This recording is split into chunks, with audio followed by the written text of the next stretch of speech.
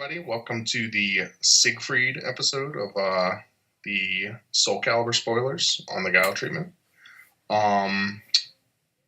See, I guess spoke about him as well. We had his a common that was a foundation. Yeah, came down, flipped some stuff, and added one back to your hand.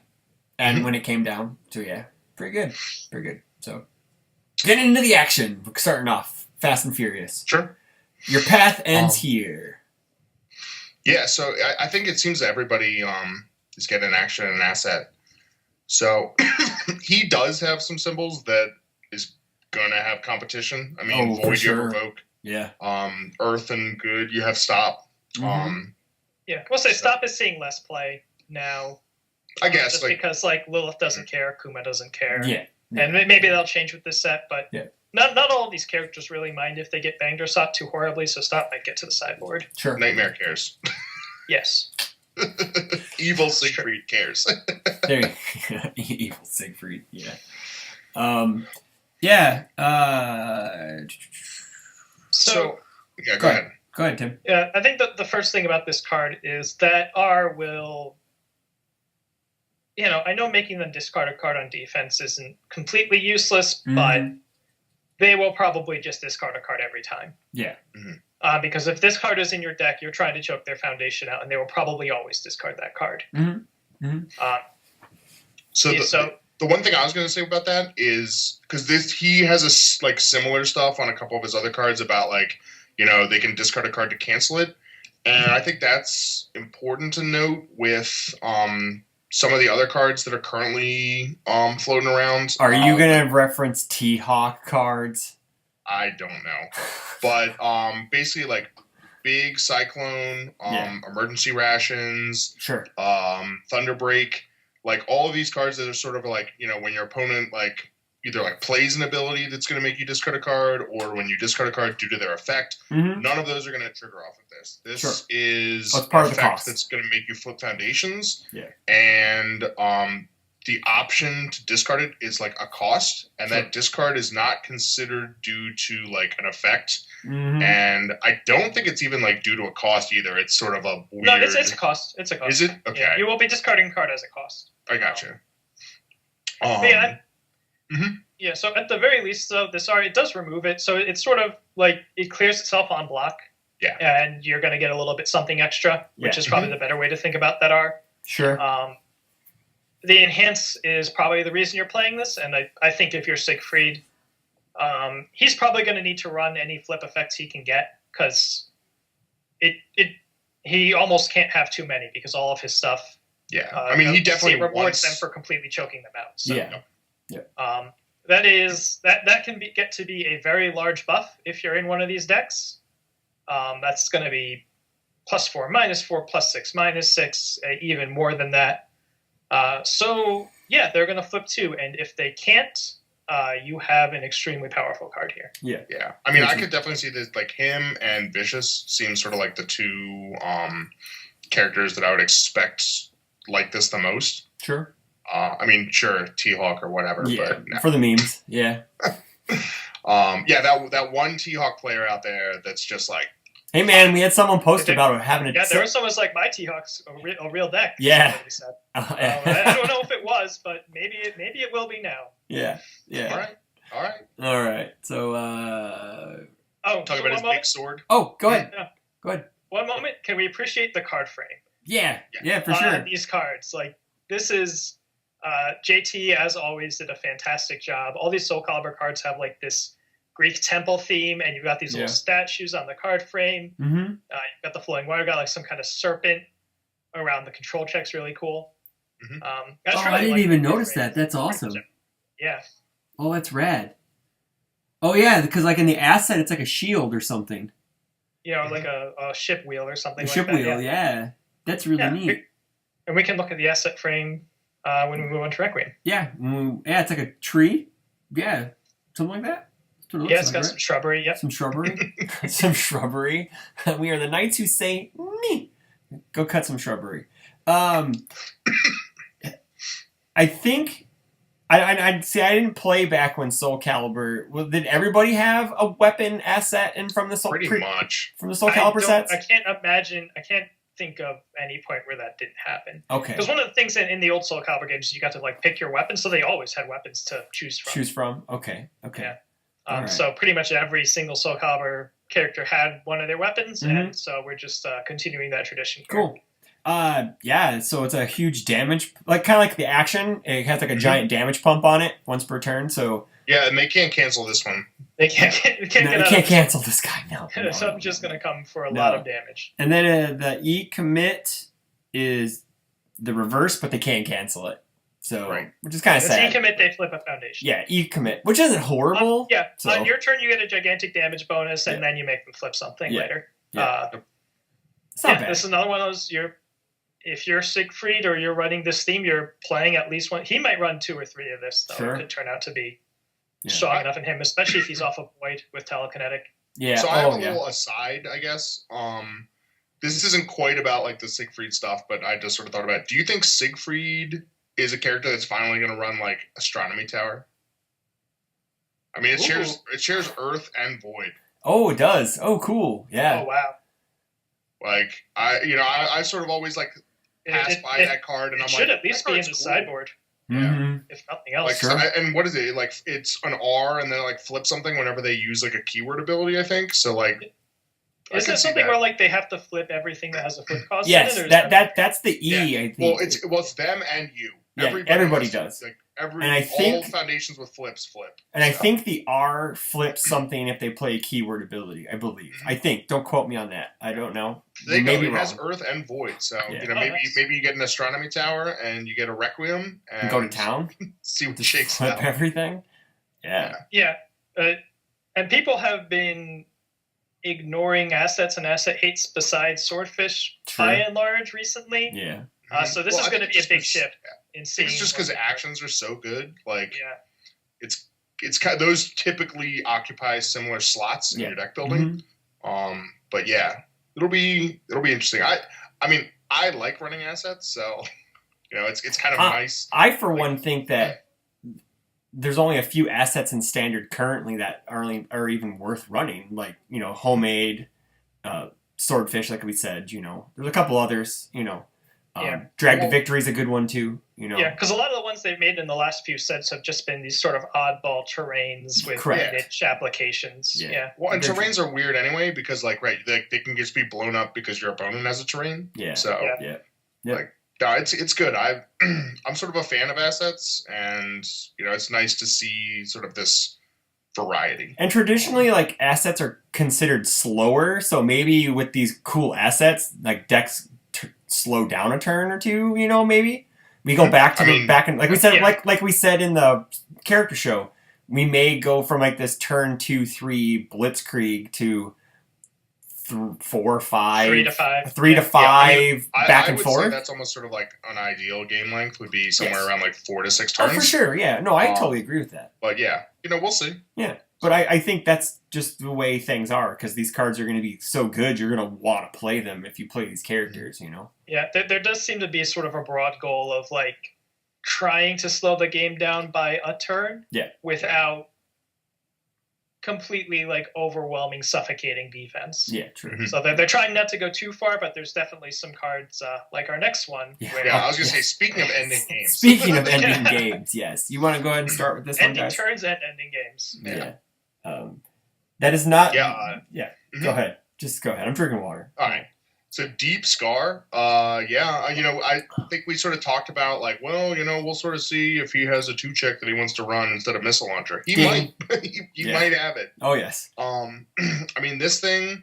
So you got to figure like unflip 3 and the combined control.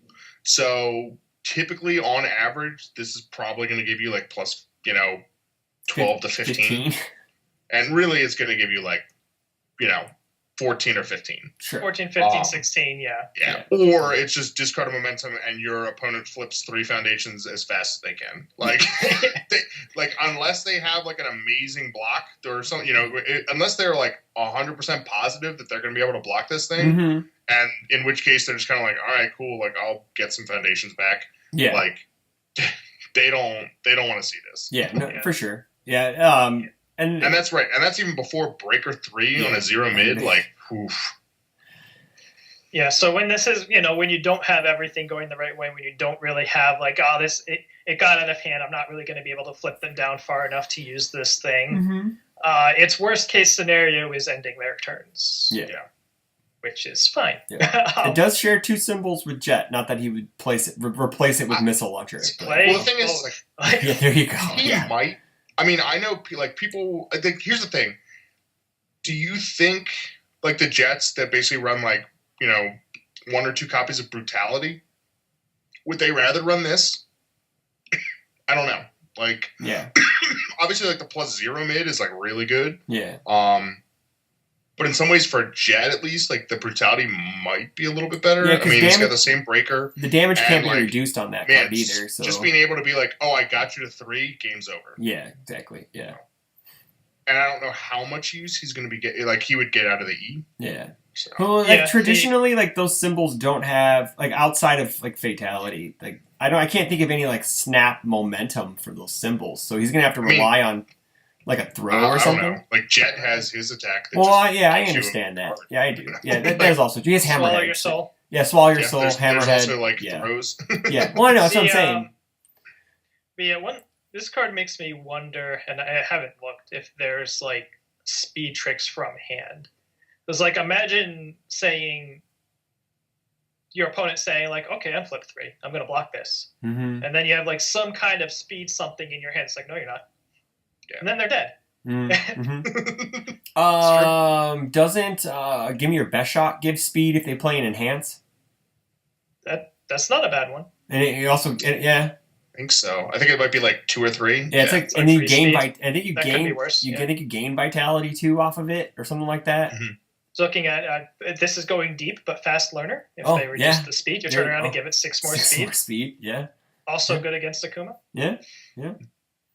And then you can also, since you may have you can also use the other ability on it because you're going to have face downs in your, and you can commit their character. So yeah, that's what I mean. This one, it's a non-enhanced answer to Akuma, which is good because he can Seki or revoke your enhances. Yep. Yeah. Very true. All right. Reborn Grinder. This card looks like it's just there so you have a card in your draft pack, in my opinion. I saw Deep Scar, and we'll see his next attack, and then I look at this attack, and I'm like, why doesn't it have a block? It's like there's no reason for it not to have one. Yeah. But go ahead, Rob. I don't know. Like you're the one who likes this card. That reminds me a little bit of the whatever the Nightmare card was that the UFSU guys had, and it was a similar thing where it's like this card's pretty cool, but like man, not having that block is rough. Yeah. So I don't know. I know that they talked a little bit about, having like maybe finishers don't have blocks, and obviously like Deep Scar's got a +0 mid and Breaker 3. Yeah. Like some of this other stuff. So I don't know if that's it or if they're just trying to kind of like maybe push you to like consider running some non-blocks a bit more. Mm-hmm. I mean this thing's okay. This does feel like a bit more like a draft card, I guess. So. Yeah, I mean, from my perspective, a non-block attack to me is a card that, when I draw it, I'm playing it no matter what. Yeah. Right? Yeah. And one thing this has over Skull Chopper is that you can absolutely do that. It has safe. You're not going to get reversal for it. Mm-hmm. It's going to be a 4 mid-6 most of the time if this is in your deck at all. Yeah. And they're going to flip one. And that's not a fantastic rate, but it's sort of progress towards what you're trying to do. Sure. Mm-hmm. In Siegfried or one of these themed decks, it has a bunch of random keywords on it. So, if you happen to need charges or slams, you might say, well, this is a pretty okay option for my charge or slam deck. Yep. Ooh, Nightman. There you go, for no apparent reason. For you Nightman players. No, don't play it. It's bad. But go ahead. I don't quite know about that. It has slam and weapon. That's all that matters. It just has slam and weapon. That's all that matters. Yeah. But yeah, I mean, the second E, just to clarify, unless you've actually really got them choked out, they will flip one every time. Sure. And the only way they won't flip one is if they have something that's more valuable that they don't want to flip. And If you do Or get them in that maybe- state, then like, hey, you get like an attack that builds, which is great. Yeah. It's Either another one that, of those. or maybe they're gonna block you with like a cannon or something. But Yeah. But this is one of those where like if you look at it by its lonesome, it's all right. If you imagine a world where you're actually got them on the edge of like having to really consider every foundation flip, because if they flip one or two more, they're in deep scar range, or your Siegfried's just going to be unstoppable or whatever, they might choose not to flip to this, and then you've got this 4 mid-6 that builds, which is fantastic. Yeah, well, on Siegfried it might be a 4 mid-8, so Yeah. well, true. it probably will be. Yeah. So Next. I mean, I guess that point about like the non-blocks is like pretty decent, because I know for like foundations, like when I'm running a bunch of like non-block foundations, it kind of depends. Like if I have a lot of like defensive draw, that it can impact it. But for the most part, if this is a foundation where it's like see it, play it, I don't really care about if it has a block or not, because it's pretty much always going to be in my staging area as fast as I can. Sure. So. Yeah, blocking with refusing to let go is wrong anyway. So All right, so Rook Splitter. To be just a quick note, that is the February Premier Store event mat. So pretty sweet. So hopefully I can take that one down, because I actually like this mat, unlike the Ken one, that I won. But yeah, this one actually looks really good. So, so he has a way to at least push through something. Like he has some stun, so that's to set up your deep scar. You can stun them a bit, and it also makes them flip to or discard a card, which is kind of neat because it gives them like a worst case scenario. It's like, well, I need a card to block with if he has deep scar, but I also don't want to flip cards because then he could just beat my ass with that card. So it's kind of one of those pick your poison cards. I kind of like those cards. Yeah, I mean this you're right. It's sort of like a nice kind of opener, where you just kind of see like what they do, and it can kind of determine what you're going to do with the rest of your turn. Yeah, I think are all of his attacks mid? Yes, looks like they are. Yeah, they are. Yeah, I mean, well, I don't want to bring up Reptile, but he's probably pretty good, pretty okay for him. Yeah, he's just peeking over. Hey guys. I kind of like this. I don't know how often it's going to make the cut in decks again where you're not going for the choke out, but I could see this making that cut more so than some of this other stuff. Just because your opponent flips to is going to be a good effect in most cases. Usually, especially as we get, a card pool that's denser and denser with good foundations, you're probably going to make them flip something decent if they flip to. And you get some stun while you're doing it.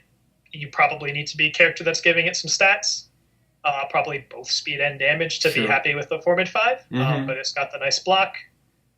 I could see this showing up here and there. Certainly, it's right in there in Siegfried. You're probably never not playing this in Siegfried because you need all this stuff probably.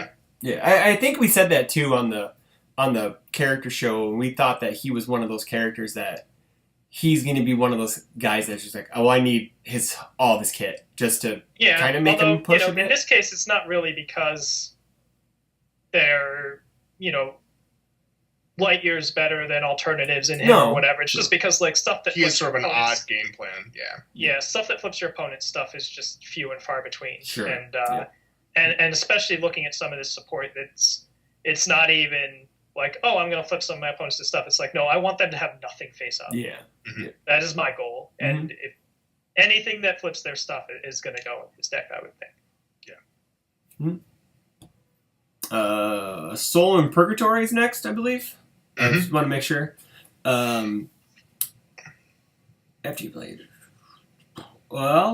you get to play. It's kind of what was the Satoshi weapon that allowed you to play the first enhance? Because that's kind of what it's this just does. his sword. Yeah, Tambatsu. Well, I think Satoshi could always play the first enhance. Yes, Tambatsu does it, right? No, you're thinking of Kadath. The key. Oh, Kadath, Oh, the key. Yeah, the key. Yeah, sure. Yeah, it allows you to play, so it gives you the chance to use his E, where he can go, I'll give it minus damage, or if you don't flip it or whatever. I mean, if you're playing that Soficia action off of Earth, maybe you turn around and consider this. If you're playing Kadath off of Void. Yep. This is going to be on probably a per character basis. Sure. Some decks will be like, wow, if I get the first enhance, that's a lot better for a reason XYZ, and others will be like, yeah, this isn't really going to matter. That the enhance is not nothing. It's certainly costly. You're probably not going to be able to activate multiples of these.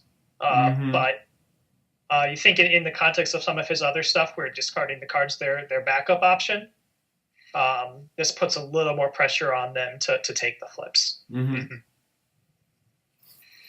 Yeah, I mean, I don't know about honestly the flip for him, because the thing is it's nice for him because you get the damage reduction. It basically just says our flip, they're gonna flip something. Because especially on their attack, if you're giving it the -2 or whatever, and then it can't get bonuses, they're just gonna flip a foundation to prevent that. For sure. So I don't know if there are I haven't really dug into the card pool to know if there's anything else that maybe is a really good enhance if you can play it before they can. Right, some of the I know I guess Void, right, is Sub-Zero that has the one where it's only 2 more enhances being played or something. Or each person can only play 1 more enhance. So that's pretty good. Yeah. I mean, that's a lot better when you can play it before they play anything. So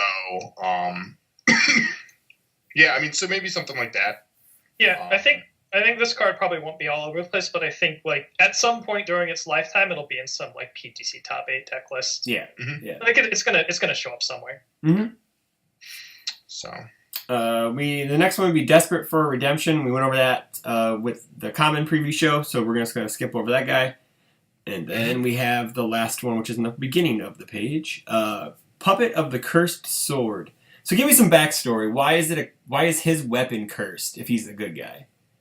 Is he just his weapon's not cursed. Soul Edge is cursed. Soul Edge is okay. It sort of consumed him. Okay. At some point, sort of pre Soul Calibur 6. Okay. And it turned him into Nightmare, and then he somehow managed to separate himself. I'm not sure on the full details of that. Cool. So Nightmare's running around as a separate entity, but Siegfried still has that past in that list of problems. So it's kind of like when the Hulk and Bruce Banner split. Kind of like that.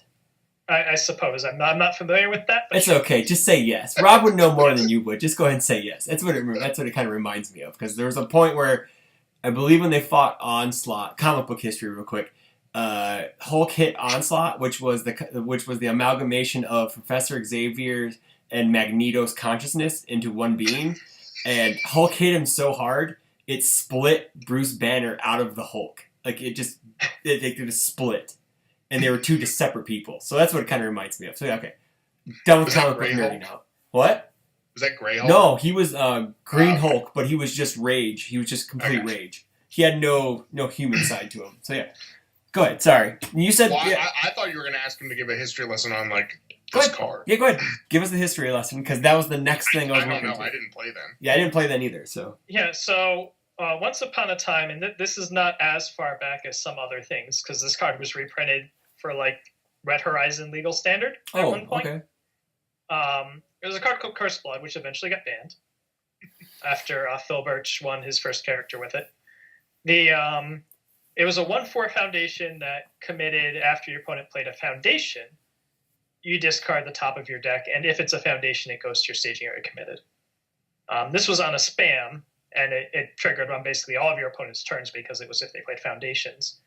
But the alternative was if you did not discard a foundation, you actually kicked the foundation any foundation in their card pool that they've played this turn. Now, back in the old days, did that also kick blocks?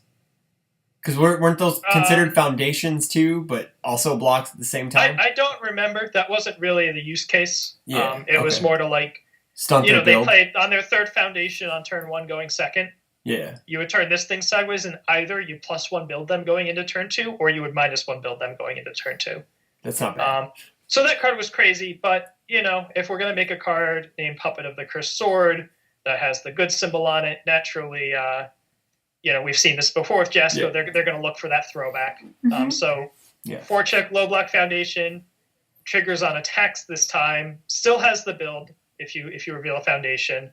And if you don't, instead of like completely brutalizing them, you just sort of ready this thing and can try again. Yeah. And they can flip it to cancel it. For the flip, too, like, obviously they need to do that before they find out. Yeah, before they see the card. Yeah. So this is one where the opponent may very well not choose to flip the foundation, which makes me wonder about its actual value in Siegfried, because you're committing a foundation for, like, your future build while they're attacking you.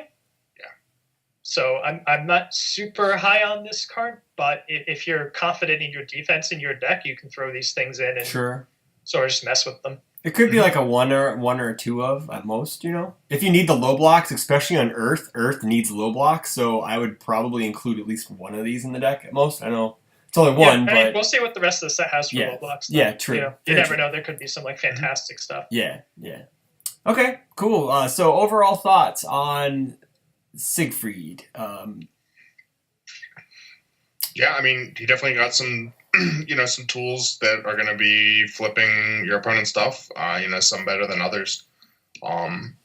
He's sort of like, he's an interesting character, I think. I guess I didn't think too much about his stuff building on block. Yeah. Well, that is true. Yeah. None of the blocks are that great. None of his support aside from +3s, +2s. So. Yeah, none of his support aside from the one we previewed before really plays to his blocking with foundation things, which is kind of a surprise. You would have thought you would have something that was like R when it like adds to your staging area or like something like that. Yeah. But I think the sort of the operating question, it's almost like a reserve judgment thing because it's really hard to eyeball how this is going to play out in practice. If you pack your deck to the gills, how much stuff can you flip? How quickly? Can you pin the opponent down the way that he wants to? Yeah. Effectively enough to let him do his stuff. Yeah. And the thing is so much of it is dependent on them, how much they build, whether they're playing cards that they want to flip like for effects of their own. There's just a lot that goes into it. Yeah, and I think we said this before. If they just want to like mindlessly charge at you from turn 2 on, it could go really south for them. But if they can sort of give you the Johnny Cage treatment and just be like, well, I'm not going to attack you. I'm just going to wait until I'm ready to kill you, basically, or do a large amount of damage, and then I'll attack you. And let's see how much stuff you can make me flip on your turn. Yeah, sure. Yeah.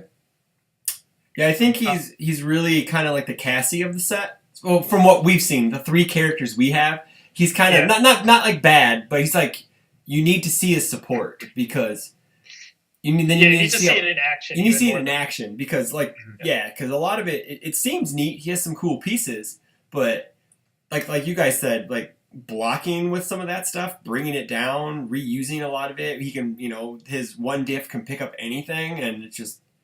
It can. So if you use the R on that card and you get a really good foundation, you can use block with the one diff, bring it down, pick up the one thing that's committed, block with it, bring it down. You can just kind of loop foundations for a little bit. But the issue is that he lacks like the speed hacks like we got with Sufitia that's coming up next in their next episode. So he's gonna have to find that somewhere. I guess, or maybe because he's going to outbuild people for days. It doesn't matter. I don't know. I mean, he seems like somebody that maybe he's not quite there. Like maybe he's not quite ready to be, just that good. Yeah. I guess like I'm not super familiar with like vicious support. I know that T-Hawk has a couple things where your opponent can like flip foundations as well. Yeah. So. I just, I know, like, having played Vicious, like, when I played him, like, getting their entire staging area flipped was never really, like, a priority. It was something where, like, I ran some stuff that, would target commit, like, or target flip, like, important stuff. I mean, right, like, something, I'm sure he's interested in, like, disarm. Yeah, Spain Pile Driver. Earth definitely has the most of this stuff. You have War for Armageddon, you have Disarm, you have Commander of Outworld's armies. Yeah. Spain Pile Driver. Yeah. Yep. I got a question for you, Tim. So if I block with what's the T-Hawk card? Pride of the Tribe, and respond, bring it down. Can I respond with Pride of the Tribe when it hits the staging area because it's still like in the response window, or is it? Because I have to come. Oh no, sorry, it doesn't work because I have to commit it to make them flip something. So that's the block. Okay, it has to. Yeah, okay. So don't even worry about it. So I was getting ahead of myself. So that might be something. That's a good card for him. It's got a +1 mid block. It's a +1 mid block. That's actually really nice for him. Yeah, it's really nice for him. So that may be something that he may see some stuff out of T-Hawk support because isn't there another one where like you can play Tomahawk? What's the Buster? Is that Buster where it changes from low to low?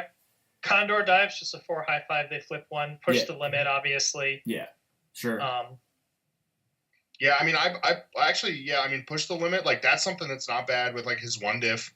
You know, like you can like play it on a later turn. Like you can like pick it up and like play it again. Sure. Yeah. Sure.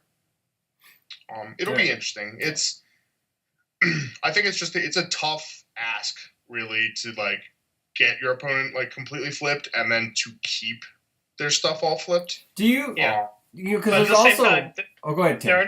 There are enough decks right now that we saw in Chicago that are just like, I'm gonna build for one turn and then I'm gonna try to like play solitaire on you and just attack you over and over. Mm-hmm. You'll get their whole staging area flipped. Yeah. For sure. Yeah, if you only have to flip like 6 foundations, sure. Yeah. It's how many decks? If enough decks are running around there playing longer games, he probably, I would assume, won't be very good. But in like, if you just sort of dropped him in without the rest of the set into the current meta, he might be pretty good. Yeah. All right. Cool. Alrighty. So catch the other 2 episodes. We have a maxi video out there. We're gonna have Sophia out there. So like, comment, subscribe. Thanks to our sponsors. Thanks Jasco Games for giving this stuff. I didn't say that in the last episode, but we're saying it now. They're kicking out the spoilers as fast as possible because kids, I think we're getting this for Worlds, so it's very exciting. So stay tuned and watch the next episode of the God Treatment, and we'll see you later. Have a good night. See you later. Bye.